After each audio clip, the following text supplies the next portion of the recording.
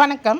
இந்த வீடியோவில் April 2023 EDP question paper university of மெட்ராஸோட கொஷின் பேப்பருக்கு ஆன்சர்ஸ் அப்லோட் பண்ணியிருக்கேன். நம்மோட சேனலில் ஏப்ரல் 2024 இடிபி கொஷின்ஸோட ஆன்சர்ஸும் நான் வீடியோவாக அப்லோட் பண்ணியிருக்கேன். ஓகே, ஸோ பார்த்தீங்கன்னா 2 mark question bank, 5 mark question bank, 10 mark question bank எல்லாமே வீடியோஸாக அப்லோட் பண்ணியிருக்கேன். எல்லா வீடியோஸ்க்கான லிங்க்கும் நான் உங்களுக்கு டிஸ்கிரிப்ஷன் பாக்ஸில் கொடுத்துட்றேன்.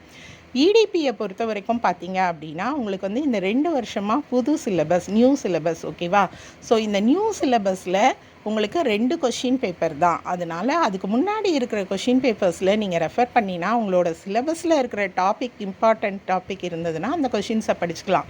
மற்றபடி இந்த 2 கொஷின் பேப்பர் தான் உங்களுக்கு என்ன வரும், சிலபஸ்க்குள்ளே கவர் ஆகும். ஸோ உங்கள் சிலபஸுக்கு ஏற்ற மாதிரி தான் நான் 2 mark question bank, 5 mark question bank, 10 mark question bank கொடுத்துருக்கேன். அந்த வீடியோஸை கண்டிப்பாக மிஸ் பண்ணாமல் பாருங்கள். உங்களுக்கு எக்ஸாமுக்கு ரொம்பவே யூஸ்ஃபுல்லாக இருக்கும். அதே போல் தியரி சப்ஜெக்ட்டுக்கு ஒரு சின்ன டிப்ஸ் கொடுக்கணும் அப்படின்னு நான் நினைக்கிறேன்.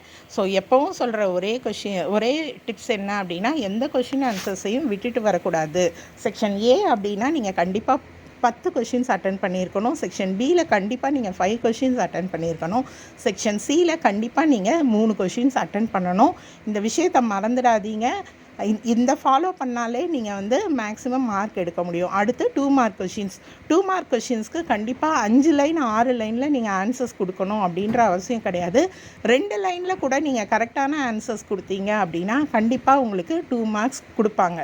5 மார்க் 10 மார்க் கொஷின்ஸை பொறுத்த வரைக்கும் பார்த்தீங்க அப்படின்னா, மேம் என்ன படித்தாலும் எனக்கு வந்து அந்த மாதிரி டீட்டெயில்டாக ஆன்சர்ஸ் ஞாபகம் இல்லை, எழுத முடியல அப்படின்னாலும் நான் இப்போது வீடியோவில் அப்லோட் பண்ணியிருக்கேன் இல்லையா, கீ ஆன்சர், அதாவது சைடு ஹெட்டிங்ஸ்.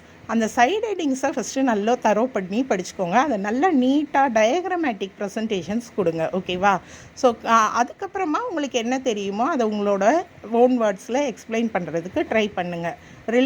சப்ஜெக்ட் ரிலேட்டடாக எழுதுங்க. ஓகே, ஸோ நான் ஏற்கனவே சொன்ன மாதிரி உங்களோட அந்த சைடு ஹெட்டிங்ஸ்க்கே வந்து 5 மார்க் கொஷின்ஸாக இருந்தால் 2 மார்க் கண்டிப்பாக கொடுப்பாங்க. அதே மாதிரி 10 மார்க் கொஷின்ஸ், 5 மார்க் கொஷின்ஸாக இருந்தது 10 மார்க் கொஷின்ஸாக இருந்தது அப்படின்னா உங்களுக்கு 4லேருந்து 5 மார்க் அந்த சைடு ஹெட்டிங்க்கே கிடைக்கும். அதுக்காக கீழே வந்து அதுக்கு ப்ரீஃப் எக்ஸ்ப்ளனேஷன் கொடுக்காம வராதிங்க. ஓகேவா?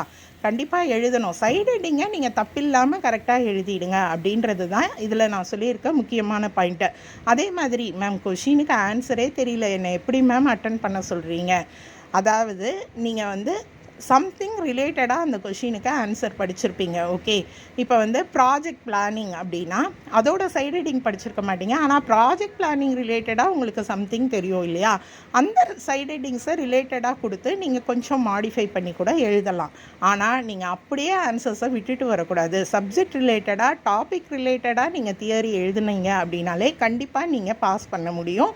ஸோ நம்மளோட சேனலில் கொடுத்துருக்க அந்த 5 மார்க் 10 மார்க்கெல்லாம் ப்ரீவியஸ் இயர் கொஷின் பேப்பர் அடிப்படை கிடையாது. உங்களோட சிலபஸ், நியூ சிலபஸ்லேருந்து கொடுத்துருக்கேன். அதோட அந்த 2 வருஷத்து கொஷின் பேப்பரோட ஆன்சர்ஸையும் கொடுத்துருக்கேன். நல்லா ப்ரிப்பேர் பண்ணுங்கள். கண்டிப்பாக நீங்கள் நல்ல மார்க் எடுக்க முடியும். All the best. வீடியோஸ்க்கான லிங்க்கெல்லாம் டிஸ்கிரிப்ஷன் பாக்ஸில்